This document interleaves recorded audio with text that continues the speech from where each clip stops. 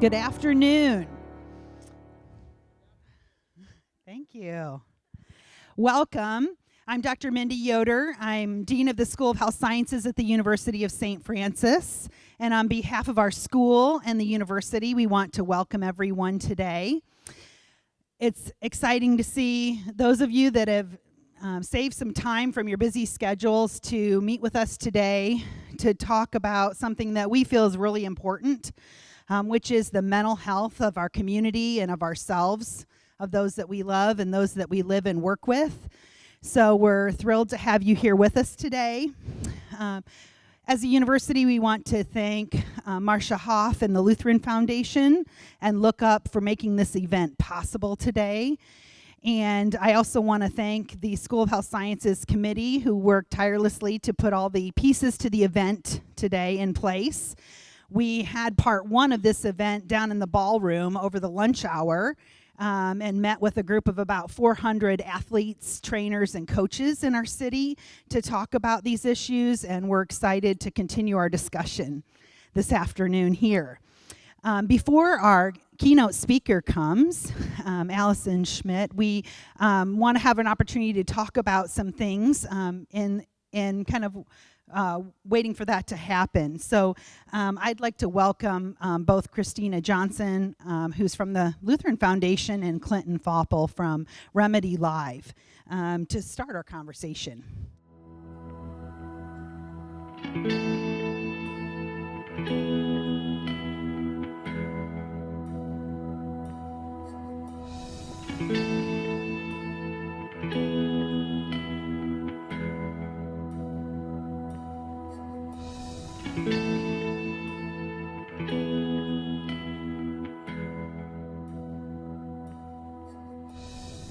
Mental, behavioral, and emotional health issues aren't rare. They're everywhere. And throughout Northeast Indiana, people are suffering. These struggles can't always be seen. They don't look the way you'd expect, and they touch more lives than ever before. To help our community heal, we've built a community of resources. Whether you want to raise awareness, find help, or help someone else, it's time to look beyond the labels. It's time to look up. To start the conversation and silence the stigma, visit lookupindiana.org.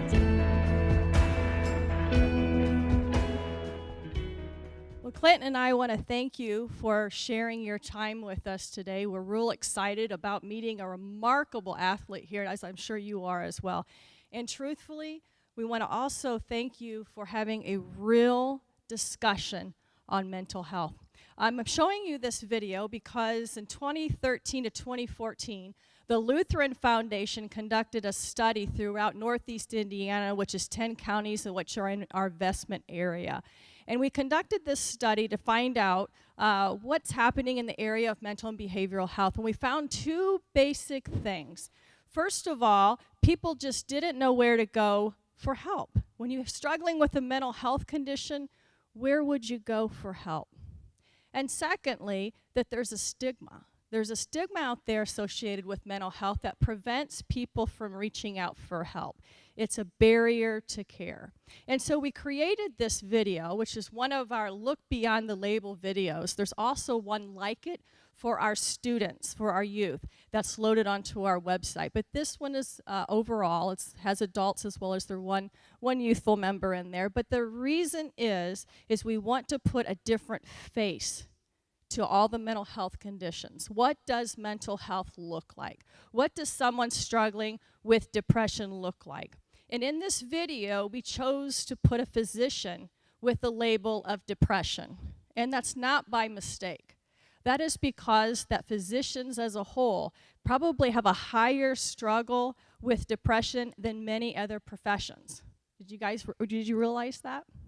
And we also put a pastor, the face of a pastor, on suicide, because like them, like us, we all are not exempt from that. We all can struggle from suicidal thoughts at times. And so we have different faces with different mental health conditions to try to combat the stigma associated with mental health. It is important to start the conversation to end this silence, and I want to welcome also Clinton here. He is with Remedy Live, and he is so important to us, and let me just share with you why. And we're going to talk a little bit about a website called lookupindiana.org coming up, and we have a text-to-chat component, which is where people can reach out for help with their cellular device or mobile unit, in other words, texting, and he's our partner for that. And also, he is making great strides at reaching youth through an event called the Get School Tour event, and I'm going to have him talk more about that and show you a little example of that.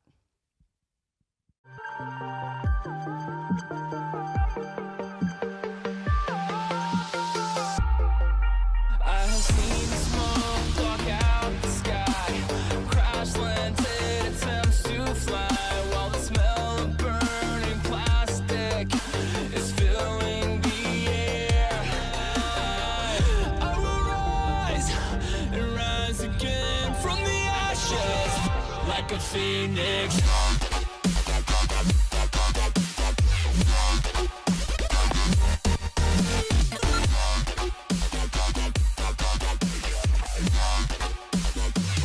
Like a phoenix.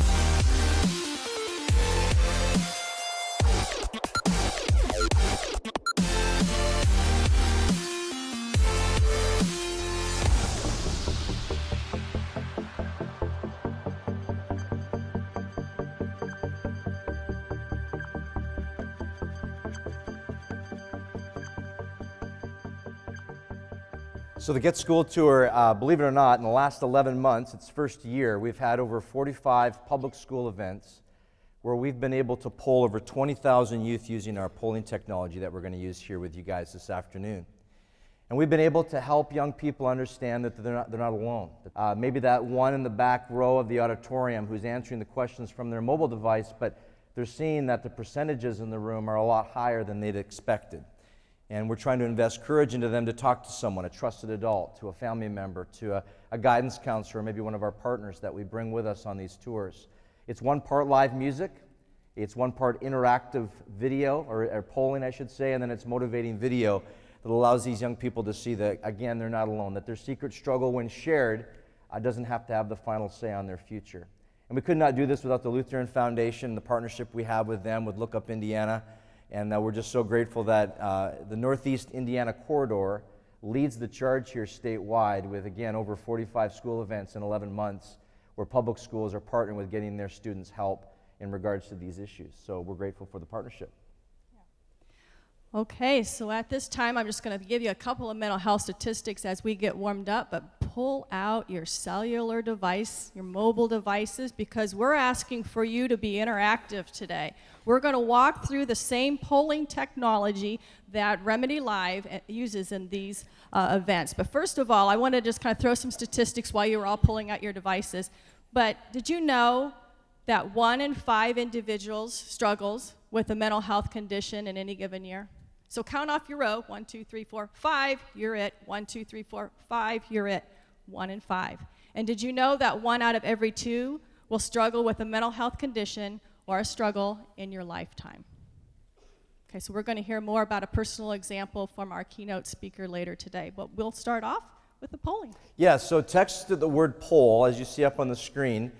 Text the word poll to the number 494949. And as a warm-up question, just to be able to get us started here, I want you to choose from the multiple choice options you see on the screen. After you text that word poll to 49494, you'll get an auto response that welcome you to the poll, and then just look up here at the screen and choose A, B, C, or D to correspond with who you are. Are you a student who's here because you heard about this incredible athlete named Allison who's going to share a little bit later? Are you a mental health care provider or professional? Are you just from the community and curious about what we're doing here at the University of St. Francis? Or maybe you're part of the other and you're lost. You thought this was going to be a rock concert. So glad you're here anyway. And we're just going to ask you questions over the next few minutes here that have to do with the issue of mental health. And these questions, I want to warn you, are questions that probably you've never been asked face to face. Or at least if you have been, maybe it's not been as direct. And I want to encourage you and ask you to be honest about it. I want you to give the person next to you some privacy. Don't be cheating off their answers. Type your own responses in. But do answer the question honestly, so that today as we look at the data, we can have an honest conversation about how we're doing even in this room as an indicator of how we're doing in our society right now. So what's our makeup here, Christina? Wow. Looks like mostly students here today. Of course, I still consider myself a student, so maybe I can still qualify. Okay. Well, I just wanted to kind of go over before we start getting into the questions, and just share a little bit about anxiety and depression, give you a little statistics about suicide here in the state. 40 million adults 18 and over, 40 million struggle with anxiety disorder. It's 18% of our population. Guys, it's overwhelming.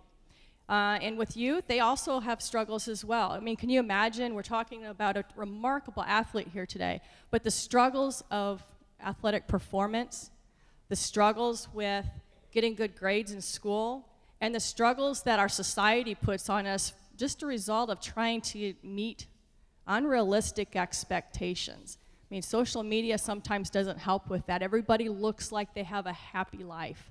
And we have to struggle when we get depressed or maybe feel some anxiety when we feel like our life doesn't measure up. Though one of the things, though, with depression is often anxiety and depression go hand in hand.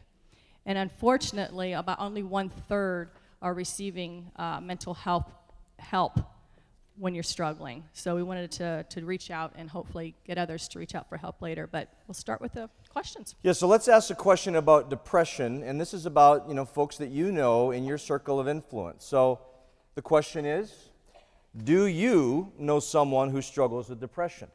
And just again, be honest about this. Think about family, friends, people maybe that you work with, and answer the question. I think we're going to see some pretty staggering odds here. 100% of us know someone who struggles with depression. The poll is working. 350 of you are polling, by the way, as we ask these questions. Well, let's ask a bit more of a specific question to you now in regards to where you're coming from with this issue, and ask you about this battle yourself. Do you personally struggle with the issue of depression? And again, it's A or B. Looks like a majority of us in this room are being very honest about this issue. And I appreciated so much, as Allison was sharing over the lunch break, that I think if we're all going to be honest, there are some days when we do indeed deal with what would be defined as real depression. Not just a bad day, but there's been a bad season, there's been a struggle, and we've not talked to someone about it. So again, we're really grateful for your honesty today about this question. All right, well, let's continue and talk about the issue of isolation amidst depression. Because oftentimes depression, because it's happening between our ears and we're dealing with it internally, we're not often talking about it to people around us. So let's ask the question about when you're going through this season of depression, how have you felt when it comes to the issue of isolation? Have you felt isolated with this issue causing you to not want to talk to someone or feel like you can't talk to someone? Again, just to keep my eyeballs here on how many of you are answering these questions. Again, I should have mentioned earlier, this is completely anonymous. We're not going to come to your home later on today, and I will show you how you can opt out of these questions at the end so that we're clear about privacy. But 325 of you right now are answering this question. And again, we're seeing that half of you have felt that during that time when you're going through depression, you're feeling isolated.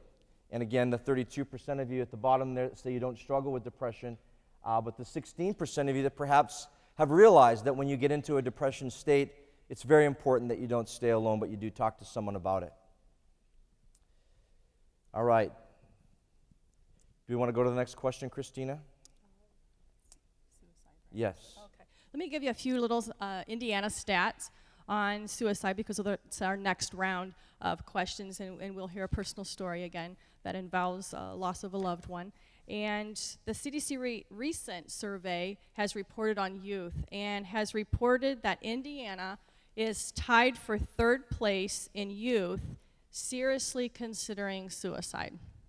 So we're tied for third place as a country. The prior study before that, we were number 1. Okay, so we've dropped from number 1 to number 3, or tied for number 3. However, Indiana's tied for second place in youth that have actually made a suicide plan. Tied for second. We were number 7 in the prior study. So we've kind of gone backwards there. So we need to have an open and very real conversation on suicide today. So we've got a few questions for you in that area. Before we ask the question to you folks, we have asked this question to the 20,000 youth that we've polled in the last 11 months. And not every school wants to ask the question because there's a stigma. And it's not true, but the stigma is that, what if we talk about these issues, it's a real mess. We'll have kids that'll struggle even deeper.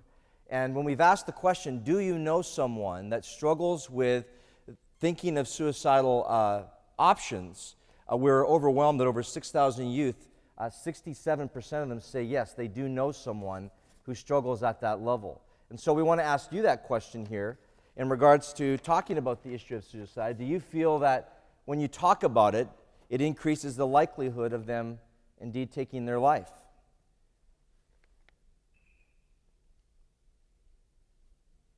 We know that for many, it's a tough issue. It's a very difficult subject if you're a parent to bring up with your child, especially if you see symptoms or concerns of them isolating themselves and pulling away from the family. And yet it's such an important thing that we realize today that it's a very important conversation to have with our kids, and a conversation that can happen at any time, not just when things are going through struggle, but when things even are going well.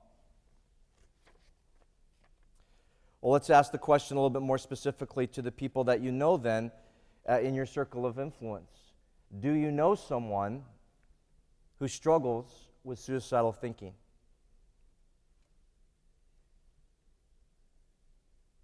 And again, isn't that crazy? 67% of the youth we've polled have said yes to this question. And here in the room, we're seeing just a little bit less than that. 56% of you know someone who struggles with this issue. And so again today, my rally cry to you would be, first of all, thank you for being here. Second of all, now you're an ambassador of peace to that person, to go to them and involve yourself in the struggle with them, to tell them that you want to help them to walk through this and get them into a place or a system of care so that they can get the help that they so desperately need and deserve. Well, let's now get even more specific in regards to this question. Do you personally struggle with suicidal thinking? Again, in the youth that we've asked this question to, 26% say that they themselves struggle with suicidal thinking. And as we look at the stats coming into this room currently, it's a little bit lower than that and still yet significant. As we think of 360 of you answering the question right now, that's a lot of people that in this room, again, being very honest and candid with the technology that we have at our fingertips, but to give you the courage today to not let it just be something that happens digitally, but let it be something that happens face-to-face with someone that's here, someone in your system of care that you know you can talk to, that you trust about these issues indeed. Wow, sobering. Next thing we're going to talk about is, remember I mentioned that one of the two main things from the needs assessment was people didn't know where to go for help and that there was a stigma associated with that. But let's talk about where to go for help. So where would you go? Who would you reach out to for help if you had a mental health struggle? So let's ask a few questions on that. All right, so the question that we're asking is, have you ever spoken to someone about your mental health? Have you ever, again, moved from isolation and being, on your own to talking to someone, just anybody, about your mental health? And fantastic, a very good majority of you have. But I always point out, even though it's a small percentage by way of the ratio, it still represents a lot of human lives in this room. 9% of you say, no, I haven't. And then, again, 15% of you aware of yourself, aware of where you're at, and you feel that your mental health is fine currently. But 75% saying yes. Again, I applaud that. We got to remove the stigma. We've got to make this a conversation. I always use the example in the Get School Tour that it wasn't so many years ago that cancer was something you just didn't talk about. It was a taboo subject, and it would be whispered in the hallways of our churches and schools. Now, my goodness, everyone's talking about fighting cancer, researching cancer. We got football players with pink shoes. Everyone's talking about it. And we want to do the same thing about mental health, that it's a conversation that must happen, needs to happen, and will happen. And so we're grateful again for you guys being part of this here today. Well, let's go deeper down to that that question about about sharing about the struggle, and let's ask you if you've actually spoken to a professional, someone that maybe could help you with the next tier of this. That first tier might be a friend, it might be a family member, but this next tier is someone that can take you into care and get you the care that you deserve, the care that you need. Again, 56% of you, just over half, saying yes, I've talked to a professional about my mental health. But 26% of you say no, I struggle and yet I haven't done that. And if you did have cancer today and you knew that, but you did nothing about it, what would happen? And in the same way, we want to make sure that you understand that mental health is such an important part of who you are. Our health commissioner, Dr. Deb McMahon, who I don't know if she's here, but I'm a big fan of Deb's. You know, she talks about the brain being the supercomputer that runs our show. It runs everything that we do, and yet sometimes it can be struggling to be able to keep up. We need to have professionals in our life that can help us with these issues. And so we want to encourage you folks that are saying no, that you'd indeed check someone out to be able to have that dialogue with. And again, 19% of you saying that your mental health is fine. All right, well, let's go to the next question. Do you feel you know where to turn if you were struggling with your mental health? Like, are you aware? We've learned that maybe some know that they have a struggle, but do they know where to go once they diagnose or once they understand that they have a problem?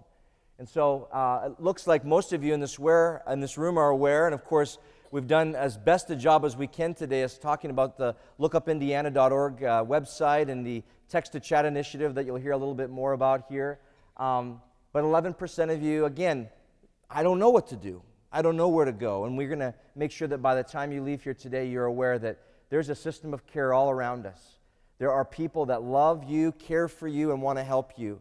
And we're in this together. We are a community. And I want to just very clearly say that I travel literally the country on this issue, and we are leading the charge here in Allen County. We want to make sure that no one goes without knowing about the next step of care if indeed they're struggling. All right, well, that's all of our questions, Christine. I'm going to end the poll now, and that's going to give you all an auto response to your device that gives you some indicators to how you can opt out of the poll if you wish by just simply typing the word stop into your phone where you were doing the A, B, C, or D. You can type the word stop, but if you want to stay opted in, there'll be some other things that we'll be doing here this afternoon. Okay, one last thing, and then we will bring out our keynote speaker. But we wanted to talk to you about, some of you mentioned not knowing where you can turn to help. So I just want to briefly introduce you to lookupindiana.org, which is a website, again, it's an initiative from the Lutheran Foundation, and it is currently for our Northeast Indiana region. And the things that can be found, or the items that, information that can be found on Lookup are containing educational resources in mental and behavioral health.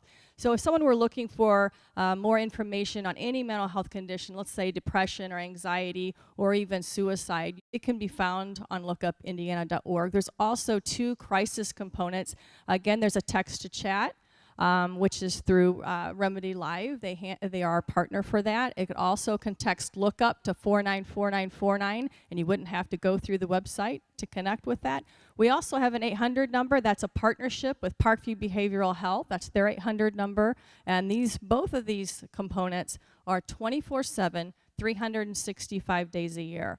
The other thing we have is those videos that I showed briefly moments ago. We also showed the student one earlier today, but both can be found on lookupindiana.org. Also, we connect you to providers. We have a provider listing, so you could put in your zip code, city, county, whatever the case may be, and can find providers closest to you. It also can have a deeper filter, so if you're looking for, let's say, help with a substance use struggle, you could find mental health providers that offer that particular specialization. So Lookup is available, again, with all those components, and we're here to reach all levels of the community. We have a student page, we have a blog, we have events calendar. It's all available on lookupindiana.org. One last thing, we would like for you to be able to participate in the questions that are going to Allison. So if you would like to participate, if you have a question for her, now's the time. Again, you're going to need your cellular device, and you'll just text the word question to 494949. And then Clinton will be gathering those questions, and then we can make some of those available when she is speaking. And I think now what we have left is going to introduce you to a real remarkable woman. I'm going to introduce you to Marcia Hoff, and she is the CEO of the Lutheran Foundation and is really that inspirational, motivational person behind everything that the Lutheran Foundation has done in the area, especially in the area of mental and behavioral health. So welcome, please help me welcome Marcia Hoff.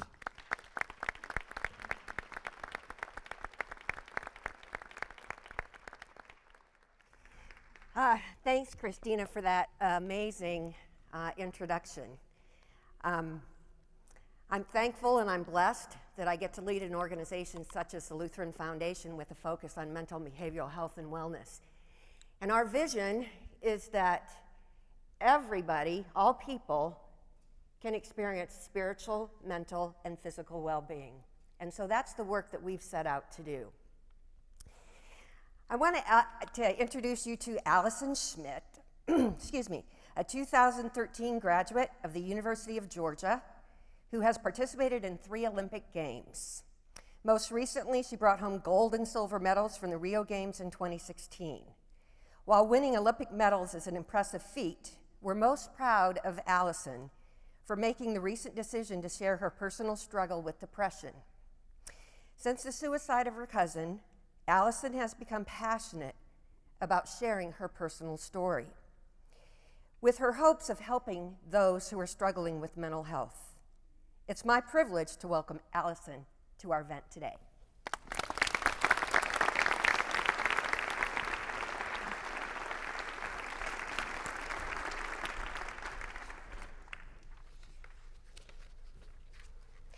Well, first of all, I want to thank you for being here on your spring break. We were talking and we're like, wow, do you get to stay in Fort Wayne for very long? No.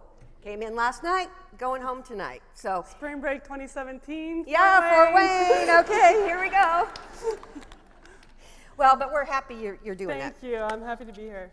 So I want to start out, let's go back. So you're one of how many children? 5. I'm the middle child of 5. Middle child. So go down with me. Girl? Girl, boy, me, girl, girl. Okay. 1 boy. 1 boy. Wow. All athletes? Yes. We were all athletes at some point in our lives. My sister did not compete in college. She went on she's a National Merit Scholar, went on to law school. My brother swam through his junior year in college. I swam 4 years in college, and my little sisters both played ice hockey at Ohio State University. Ohio State University. That's a big deal here in Indiana. We kind of don't say that O word very much. Oh, and Michigan too. I'm from right outside Ann Arbor, but yeah. I mean, I still support them. Well, you got to support your sisters, right? And ice hockey, wow. Wow. Okay, so how did you begin swimming? Because it's a non-cut sport. Yeah? Swimming, soccer was my #1 sport. I thought I was going to be the next Mia Hamm. I love soccer, but I was also the kid that did everything. I wanted to do every sport, and my older sister swam. She was terrified of contact sports, sports with balls, so she swam. I started swimming because of her, and then when I didn't make the soccer team I wanted to make, I decided, I was splitting time at that time between soccer and swimming, and so I continued to just swim and go to practice every day rather than half the time. Okay, so give up soccer, go to swimming. And then, so where along the line did you figure out that you were really pretty good at this? Or somebody else saw that you were really pretty good at this? When I made the Olympic team. Yeah? Oh, that'd be it, right? But I was never really the kid that was like, oh, I want to go to the Olympics, I want to go do this. After I figured out I wasn't going to be Mia Hamm, I was kind of just went on with swimming because it was fun. At 16 was really my breakout year, and that's when I was swimming at University of Michigan, the club team at University of Michigan. The coach there at the time, Bob Bowman, which has been Michael Phelps' coach growing up his whole career, offered for me to swim with them in the summer. So I did go swim with them, and 2 summers later was when I made the Olympic team. So what was Michael Phelps like to you? You met him, did he embrace you, or what was that like? Yeah, so he's like a brother to me now. I've been training with him for the past 10 years. I currently live with him and his wife and baby. So they're family to me, and he definitely took me under his wing since the very first day, taught me the ropes, really showed me the way in the sport. And now, ever since, he's the one that helped me come out and speak about depression, and we've really helped each other get through those tough times and help each other out and be there for each other and support each other during those tough times. And we both speak out on depression and mental health, and we both realize how important it is. So we were talking right before we came out, and so I said, wow, Michael Phelps was in Fort Wayne like a couple weeks ago, Master Spas, and you said you got off the airport and here's this picture of Michael Phelps, right? Yeah, I definitely Snapchatted that. I said, I found you in Fort Wayne. Yeah, so see, we welcome you. And then, so you also shared something with me that I thought was really funny, kind of. So Michael brought back some baseball stuff, right? Yes. What happened to some of that stuff? Who did he bring it for? Boomer. Boomer. His baby Boomer, yeah, who was 10 months yesterday. And the dog got a hold of one of the baseballs. Found that the other day when it was a little torn up, but the whole family loves it. Okay, yep, there you go. Another Fort Wayne memory, right? So you have been swimming, or you had been swimming 17 years. That's a long time to swim. I don't think anyone has said that to me. Well, I'm so sorry. I still want to pretend I'm 17 years old. You said you started as a little kid, right? Yes. So that's okay. And you grew up where? In Canton, Michigan. Canton, Michigan. Okay, so you're kind of like this typical family, right? But it sounds like sports everywhere. Were you into music at all, anybody? Oh, yes, that was a very big part of our lives. We played piano from 2nd grade to senior year of high school. I was not very good. I wasn't very good either. Yeah, I don't have that talent, unfortunately, but yes, my parents really made sure that we knew how to play the piano. So busy all the time, going here and there. Yes. Very supportive family, would you say? Very supportive, and I think my parents really racked up those miles in their car. Thank God they worked for Ford. Oh, even better, even Yeah. better. So as we think back to, you know, here you are, you're this beautiful young woman, you're a really talented swimmer, you know, you get noticed by Michael Phelps, you get noticed by the coaches, and then you go to London, you win all these great things, and then what happened? I was known as Allison Schmitt the swimmer. I'd be walking down the street, especially I went back to finish my senior year to graduate, and small town, Athens, Georgia. I went to University of Georgia, and it was always like, I would be getting out of class and being chased by people as I'm getting on the bus, like, can I take a picture with you? And it just wasn't what I was used to. There were times I went on the Today Show in New York, and I'm very grateful for all the experiences I've had, and they really shaped who I am. But I always felt like I would be complaining. I would be complaining if I said, I don't want these medals. Like, people were telling me they wish they had these medals, they wish they were me, and I would have done anything to give those medals up and felt normal, so-and-so.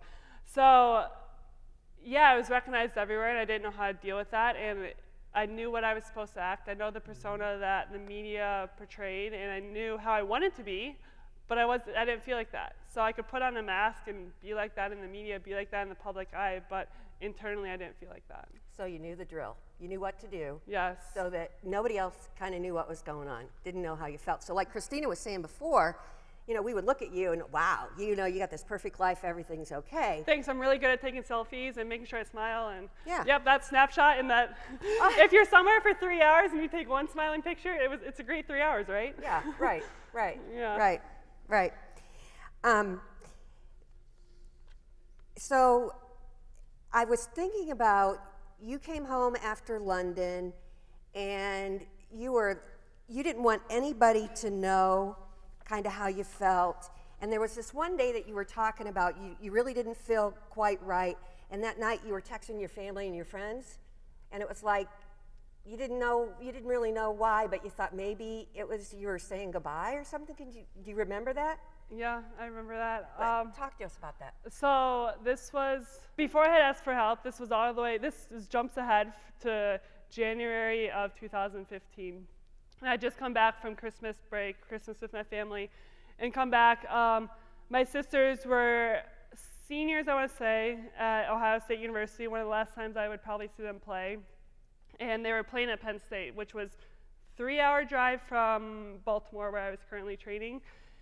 And I knew I was going to watch them play the next day, and I knew it was going to be snowing, and I had thoughts of, okay, this is going to be easy. I can very easily go off the road. I can blame it on the snow. No one will ever know what happened. No one would ever say she killed herself. No one would ever say anything's wrong with her, because it's an accident. Car accidents are always accidents. And so I thought of that to myself, and I remember tossing and turning every night, and I would be thinking of this, and I remember crying that night and before leaving, and texting some of my friends and be like, hey, just let you know, like, I love you, and I did want to see them play. I was so excited to watch them play. I made it there, and when I came back, I remember crying the whole way back with my hands on the wheel and shaking. I was scared. I was scared I was going to do something. I didn't want to do something. I was very happy to go to the game. I was very happy to see my sisters play, but I just didn't feel right. And there was something inside of me that I was scared that I was going to do something to end my life, and I didn't know how to deal with that. So, like, did you know something wasn't quite right, or you felt uneasy, or you felt anxious, or it just didn't feel right?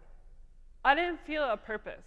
I didn't feel like I was making a difference in anything. I could be gone, and who cares?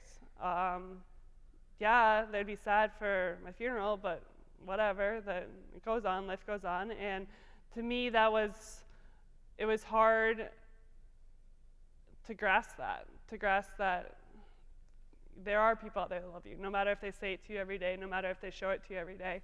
There are many people out there, people that you probably don't even know, that care about you and love you and want to see you do well in life, but it's not vocalized, and especially when you're in that state, you don't notice, even your closest friends or closest family members, the love that they show you, because you're so down on yourself and so hard on yourself that you just don't see a purpose in their life. So I was just looking at a note, and I'm going to read it so that I get it right. So the same perfectionism, work ethic, and craving for structure that drives elite athletes to great heights can leave them aimless and perilously hollowed out. Is that how you felt? I guess so. I don't want to put words in your mouth. But, I guess for me, I know, we watch the Olympics, and we see all these athletes, and they seem like they're these top-notch, and you guys are these well-oiled machines all the time. And so what we have to remember is you're normal people too, right? Thank you're you. Just as normal as I can be. Oh yeah, and me too, right? But I think oftentimes we put people on pedestals. Yes, I think that, there's people you see on TV, whether you're an athlete, whether you're a movie star or an actress. You're on TV, and society, for some reason, has been built to look at those people and say, whoa, they're the greatest, they're better than me. And in reality, they're human beings. They're just like every person out there. But their life is being projected on the big screen. So yeah, I felt I had the success, and yes, I was being noticed. Yes, people would walk by and say, there's Allison Schmitt, and yes, I'd be asked for a lot of pictures. But to me, I wasn't Allison Schmitt the gold medalist. I wasn't Allison Schmitt the Olympian. I was still Allison Schmitt. I didn't change just because I have extra medals that just go under my bed and get dusty. It doesn't mean anything changes. I'm still the exact same person. So it was hard for me to comprehend that, because I had seen how the outside world had perceived me before and after that time in my life, where to me going to the Olympics was, it's a great accomplishment, but it was just another stepping stone, another meet for me to compete at. And I love competing, and that's a hobby of mine. Studies on depression in elite and college athletes don't necessarily show a higher prevalence than in the general population, but evidence has emerged that athletes as a group are more reluctant to seek advice or treatment. Oh yeah, we can't show our weakness. Okay, talk to that a little bit. Yeah. Nope, yeah, you can't ever show your weakness. That's what we're always taught, right? If you're weak, then your competitors beat you, then they can have a one-up on you, and they can get you when it really counts. But I've really figured out and discovered that being vulnerable is the best thing that I can be. I mean, watch, I'll probably start crying in front of all of you, and I used to hate crying. But being vulnerable really shows your strengths, and being able to ask for help, I think, is one of the strongest things that someone can do. And I think that seeing a psychologist for me has been the strongest tool that I have used in my life, and I wish that I knew that earlier. But I always thought of a psychologist as in the movie Freaky Friday, when Lindsay Lohan supposedly has no background in it and comes and sits behind a clipboard and says, how do you feel about that? How do you feel about that?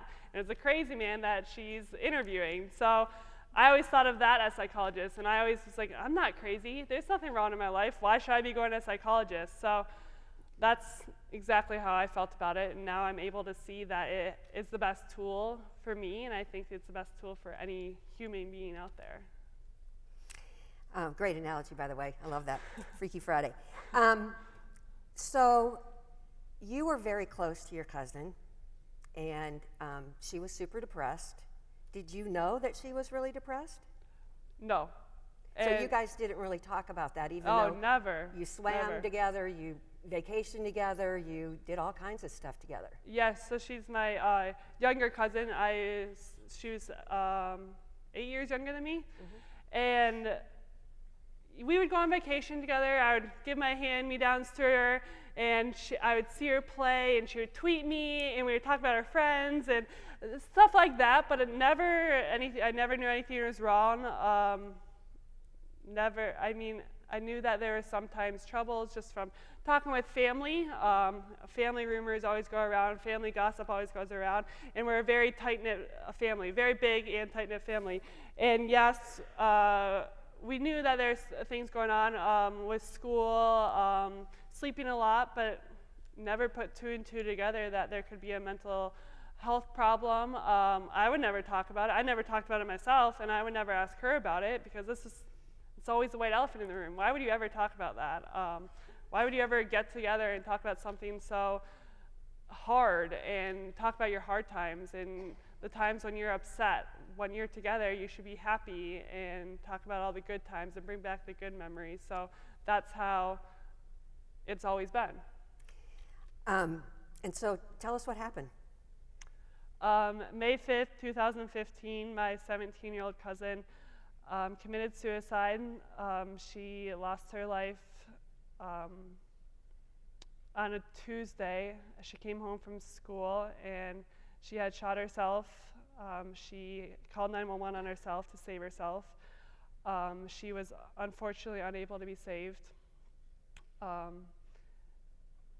And if she could have seen how many people were at her funeral and known how many people had loved her, from her friends, her family, the communities, the surrounding communities, basketball teams that she competed against, her own basketball team. I know that at 17 years old, how I felt invincible, how I felt that I had the world in front of me, how nothing could ever be taken from me. And compared to 25 years old, when I realized that life can be taken like that.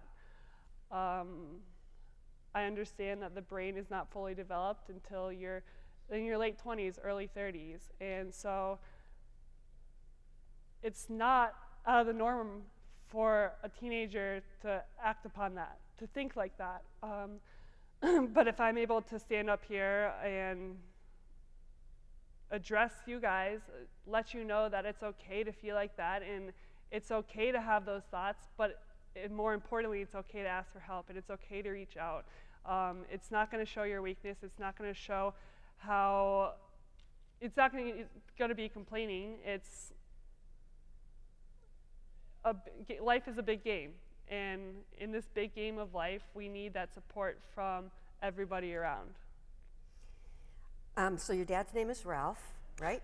Yes. Ralph. He's going to be so happy you said his name. I He hope is? he's watching this. Oh my.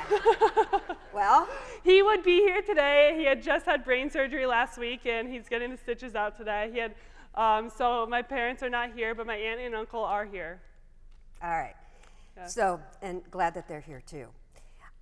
So your dad picked you up at the Pittsburgh airport the day before the funeral.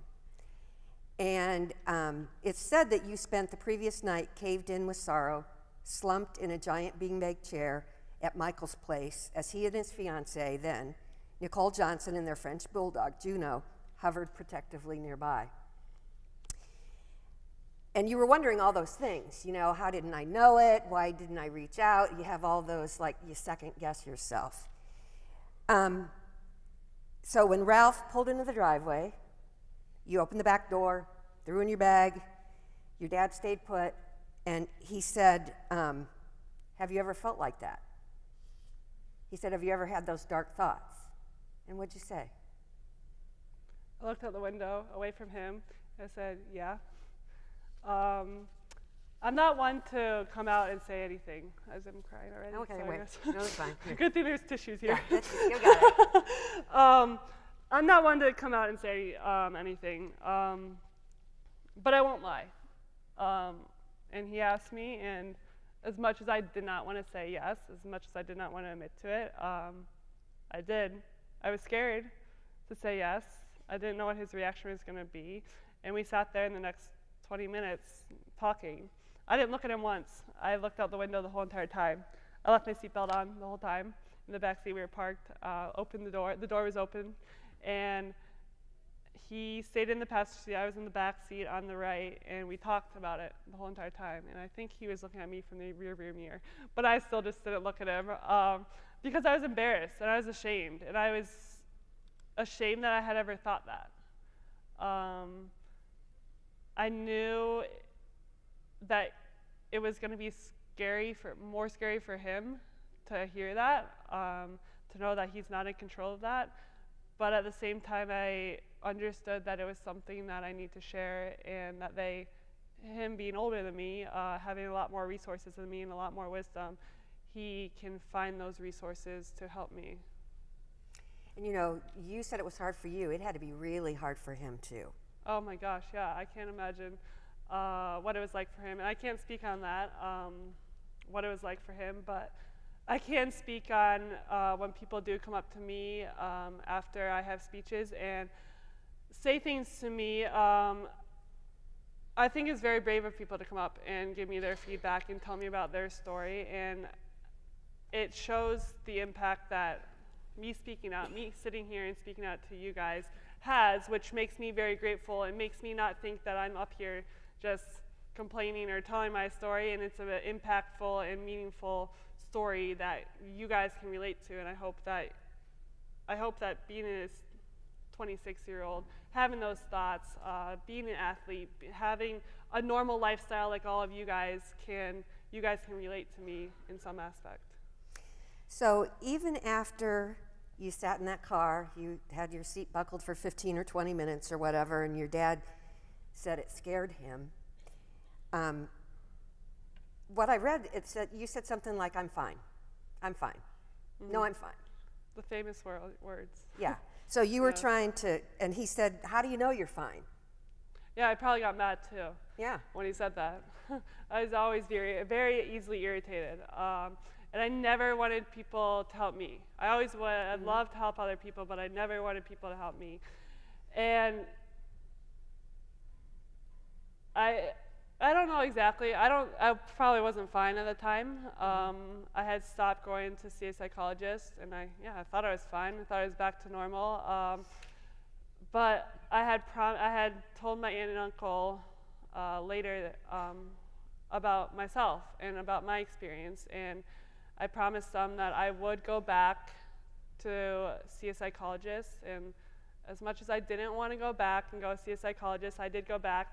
And after the 6th time of going back was the first time that I was able to relax and sit on the couch like a normal person and have a conversation and really embrace the fact that this person's helping me rather than just going there and hiding behind a clipboard or not really opening up. So I want to go back to April for a minute. She was an athlete too, wasn't she? Mm-hmm. A really good one. Yes, very good. She was had just come back from a recruiting trip at Penn State the weekend before. So again, we can't look at somebody and know what they think or how they feel. Yeah, very, very beautiful girl. Was going to prom that next week. Had ordered a prom dress. She was very tall and beautiful. She had a prom dress long enough. Always loved to help people. Was the jokester of the team. I mean, hearing the stories at her funeral of all the pranks she played and all the memories the teammates had, she was always the life of the party and always smiling. So let's take a minute and talk about how all of those life experiences changed who you are today, and why. You said earlier you don't like to public speak, but you're doing just fine. Excuse me. Thank you. And so, why are you doing all this? What's the reason behind it? I'm glad that you're standing up, and I'm glad that you're saying, you know, it's okay. But what's your message out here to everybody? It's okay to not be okay, and it's okay to ask for help. I think that we're taught from such a young age to push through everything. If we persevere, if we keep pushing through the hard times, then we'll get out stronger than ever. And yeah, that's very prevalent in school. If you fail a test, keep studying harder, you'll get a better grade. If you don't fail to get a qualifying time, or if you fail to score a goal, keep trying harder, keep practicing harder, listen to those coaches. You'll get better, you'll score that goal, you'll get that time standard that you're looking for. But in the scheme of life, life is a much bigger game than that. And it's okay to ask for help. It's okay to be vulnerable, and you're not going to get through life alone. So please reach out to those closest to you. Reach out to a friend, family, teammate, peer, teacher, counselor, anyone out there that you can trust and reach out to. I really encourage you guys to ask for help. I saw a quote, and I was trying to find it. I can't get it exactly now, but I know that your aunt and uncle said that they want to break down stigma brick by brick. And they also made a comment to you, I believe, when you started saying that you wanted to speak out about this, that April already saved one person. She saved you. And so talk to us a little bit about how the importance of you talking out to save another person.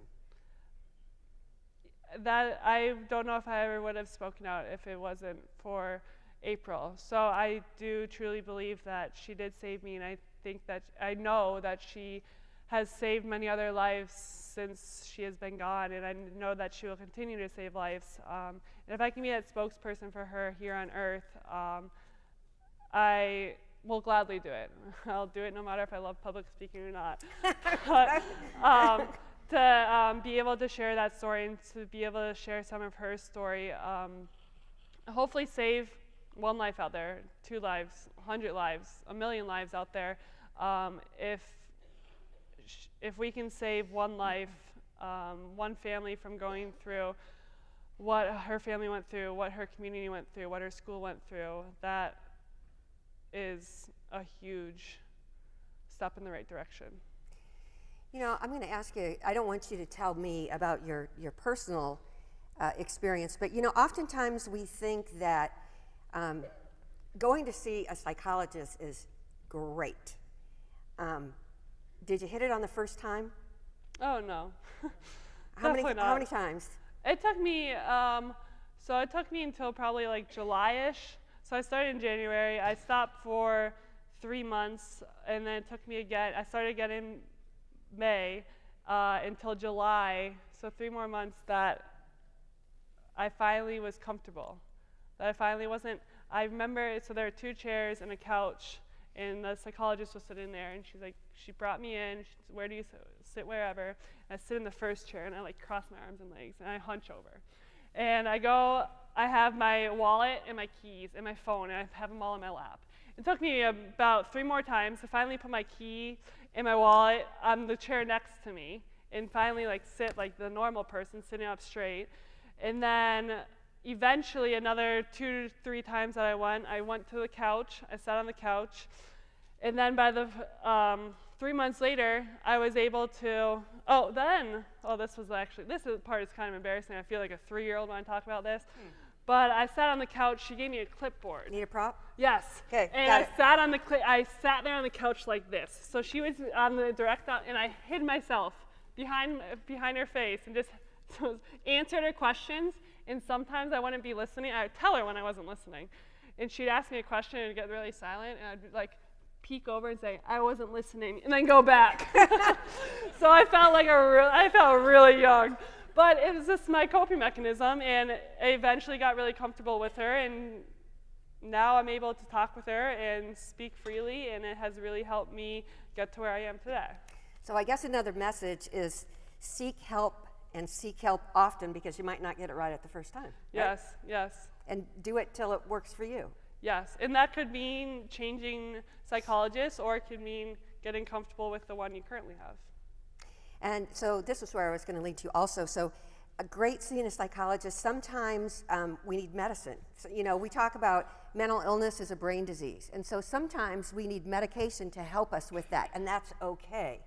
And so we want people to know that it's okay if somebody prescribes it, but it's really up to you, right? Yeah, I think it's a very personal decision, and I was asked by one of the doctors I went if I wanted medicine, and I immediately was like, no, I don't want that. I don't take any medicine. I don't even take ibuprofen. I think that as an athlete, I get drug tested all the time. I'm sure other athletes in here get drug tested.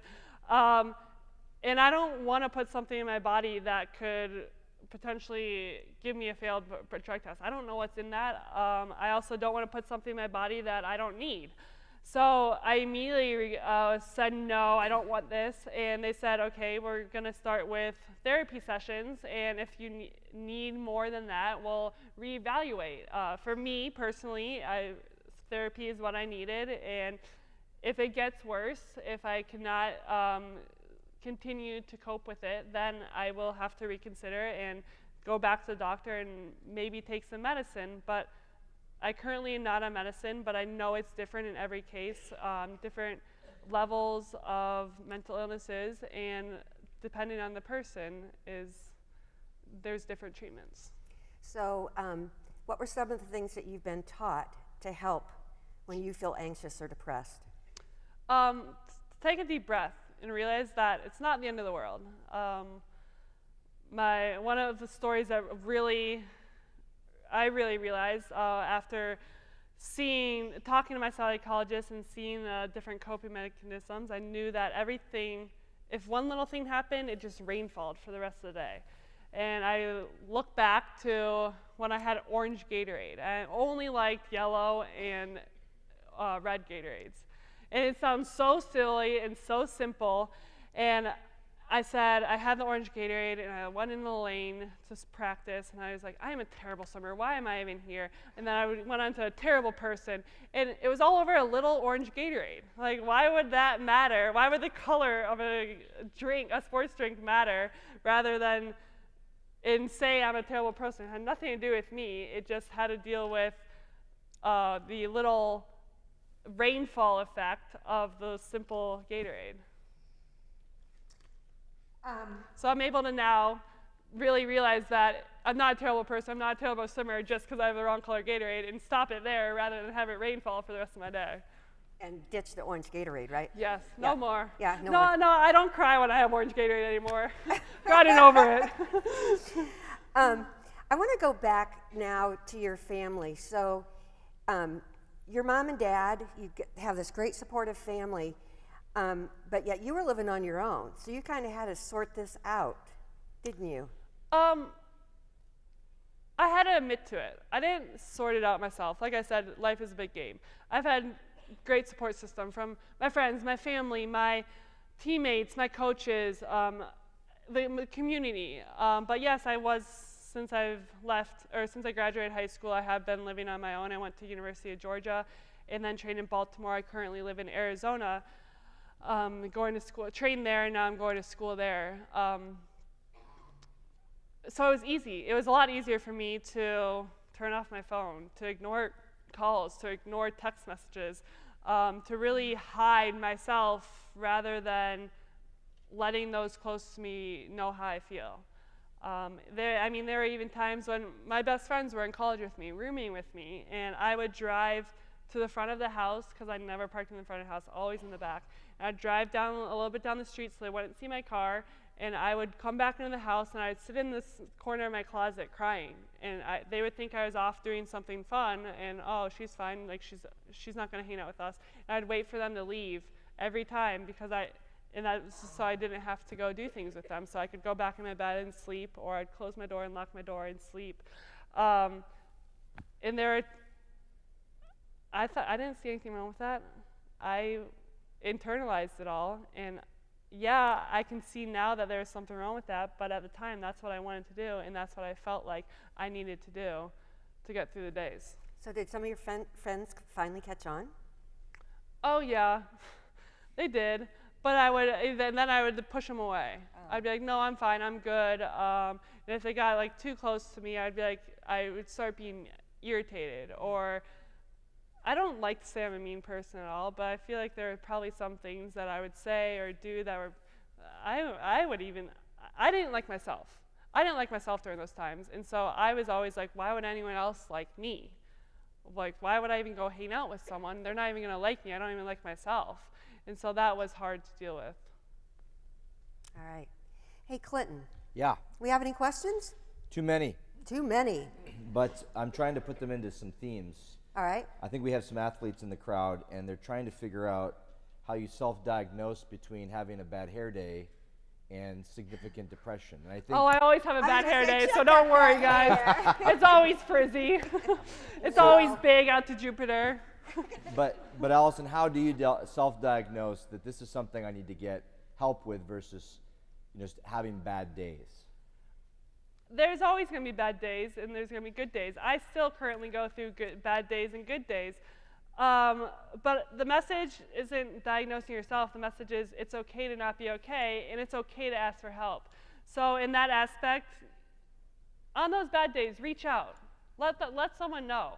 You're not a doctor. You don't know any chemicals in your brain, so leave that to the doctors if you want to go to the doctor and get diagnosed. But the real message is to ask for help, to reach out, to let someone else know how you're feeling, and know that it's normal. Know that it's normal to feel sad, know that it's normal to feel upset, and know that it's normal to feel happy on certain days. So you're going to go through all these emotions. Know that that's normal, but also know that if you are having a bad day, if you are feeling upset, that it's okay to quote-unquote complain. We all like to say it's complaining, but it's not really complaining. It's being vulnerable and letting people know that I need help to get through this certain aspect of my life. It's hard to be honest, isn't it? Oh, yes. Really hard. Hey, Clinton, what else? Another common theme is we're at a Catholic university here. Has faith played a part at all in the hope and the community and the support around you? I know family's obviously huge. Yes, I've grown up Catholic, going to church every weekend, and I've been very grateful to have that community, that church community with me. And when I went to college, I probably didn't go to church as often as I should have. I would try and go every weekend, but then there are times when social life would get in the way, or that I'd rather be doing something else. And so, yes, it was hard for me at that time, and I did turn back and start going to church more frequently, knowing that God has got me to where I am today, and He will continue to help me. And I know that no matter who anyone believes in, that there's a higher power out there that helps and has gotten me to where I am today and has helped me in my recovery process. There's another theme in regards to some of us in the room that have either children or family members that we see have significant need, but yet are resistant to getting into the system of care.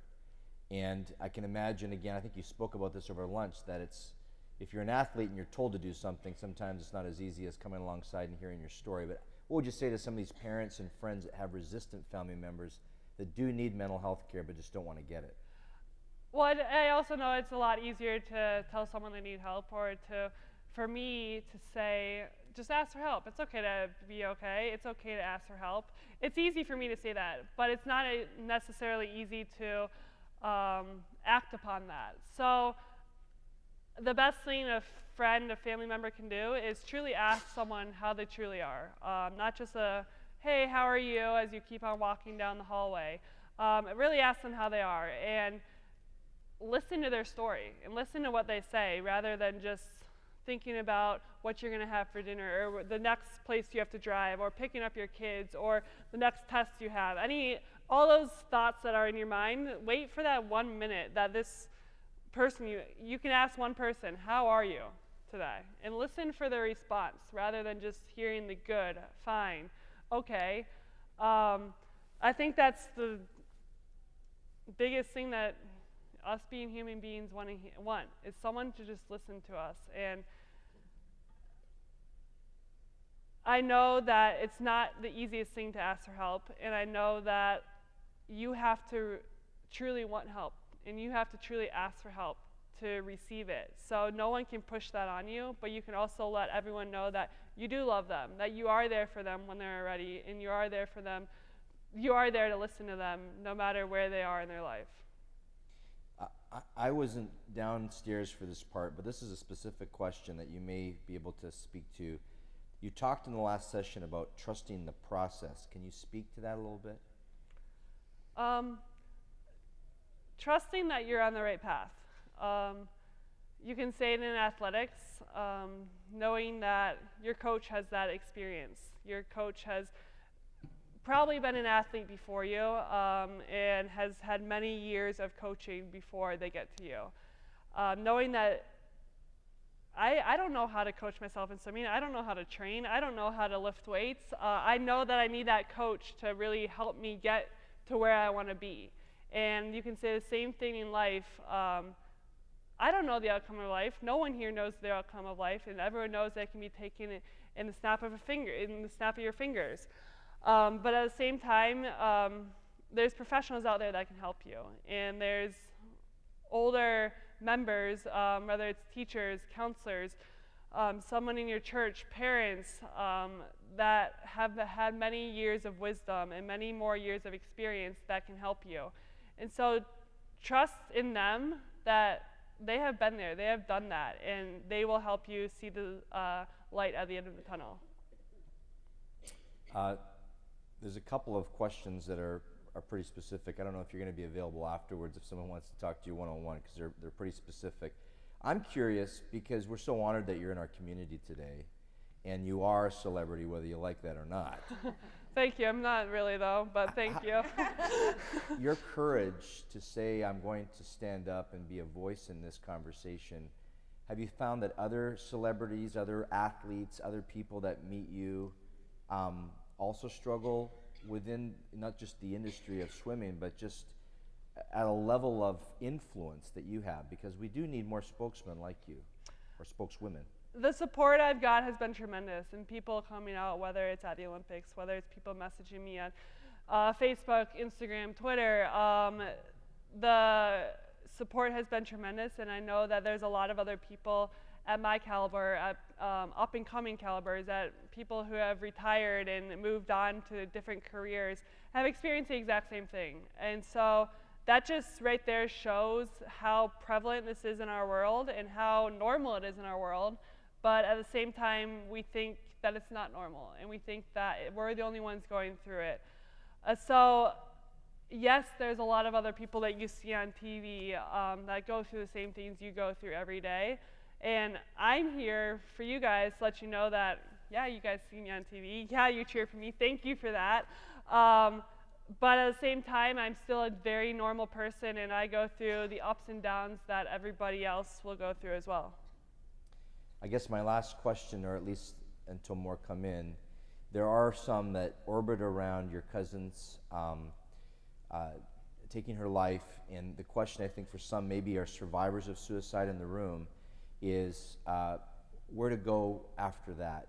You lost someone dear to you. Obviously it's motivated you to action. Can you give us some encouragement as to what we should do if we've lost a loved one to suicide? Not have this stigma. I know that prior to 2012, I always thought that suicide was very selfish, that how could they do this? I now really understand that it's something in the brain. There's chemicals in the brain that can be fixed, that can be worked with, but you have to accept that help. And mental health, depression is an invisible disease. It's not something where you break your arm, you break your leg, you have a cast, you're in a wheelchair, and everyone goes, oh, they're handicapped because they have a cast on.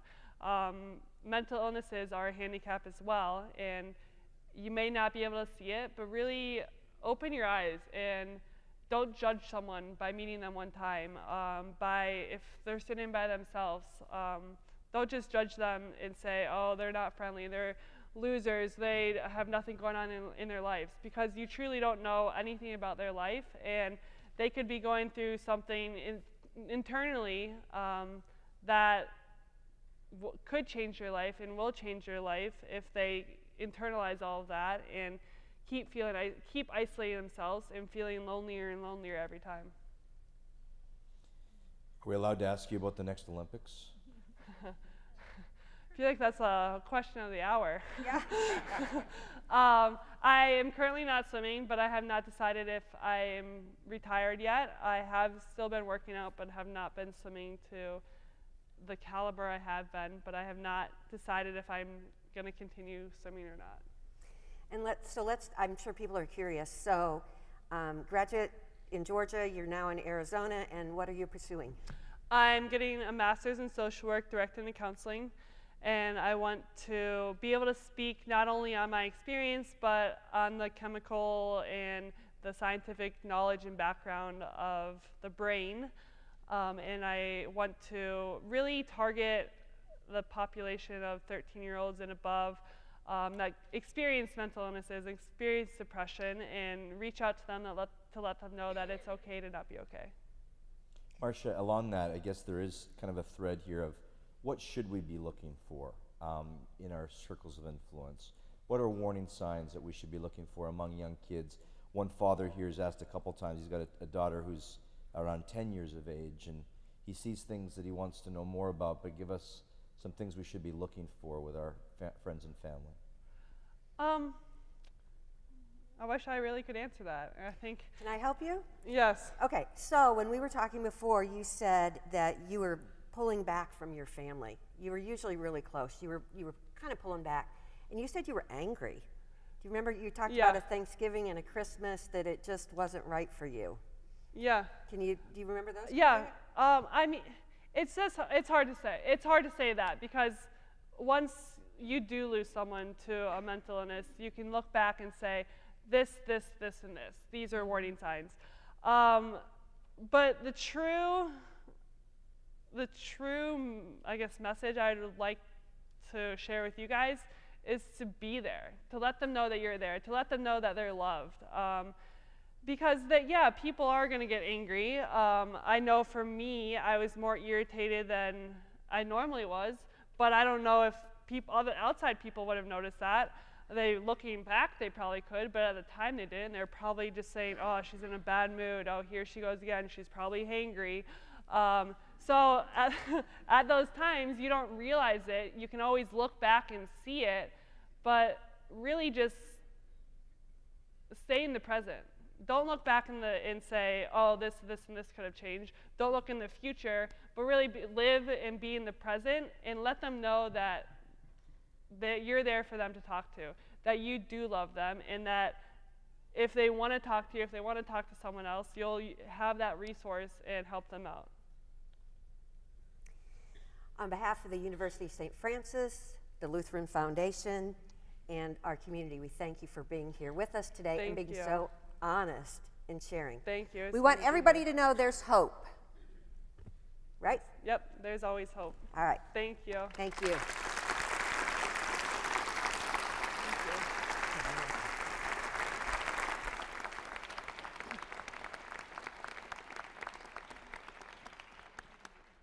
So I just want to take a couple of minutes now and invite Christina Johnson back up to the stage. Christina? Wow, that was a very moving conversation. Thank you again to Allison and Marcia, two remarkable women. Thank you. And thank you to Aunt Amy and Uncle Tim for being here as well. Wanted to just kind of have a heart-to-heart here. A lot of moving things have been spoken here today, and some of you may be moved to the point where you would like to talk to someone today. We have a few professionals from the Bowen Center here for you to talk to today if you would like. If you are interested in that, we want to maintain your confidentiality. So all you would need to do is again pick up your cellular device and text the word talk to 494949, and you will be given special instructions and where you can go in this building to talk with a few members, few professionals from the Bowen Center here today. Just a couple other things. If you are staying for the meet and greet with Allison, please remain in this room. This is where that will take place. Also, we have a committee that has been working hard for the last year on putting this event together for you today, and they would very much like your feedback. So they're going to be sending or emailing you a link, and it's the same email that you registered for the event today. And we would appreciate you just taking a moment to fill out that survey or that evaluation. They would really much like your input to help them better plan for next year's event. One of the last things here, again, is if you've taken a photo with Allison or the event today and you plan on posting that on social media, we would just ask that you put hashtag #LookUpIndiana, and that allows us to find all those photos that were of this event. And then the last thing is, again, thank you to University of St. Francis and to all the sponsors, again, to Allison and her family that are here today, for all of you to come out, to Clinton and his team of folks that have helped with all the technology today. And we do ask you to please start the conversation to silence the stigma. Thank you for sharing this day with us.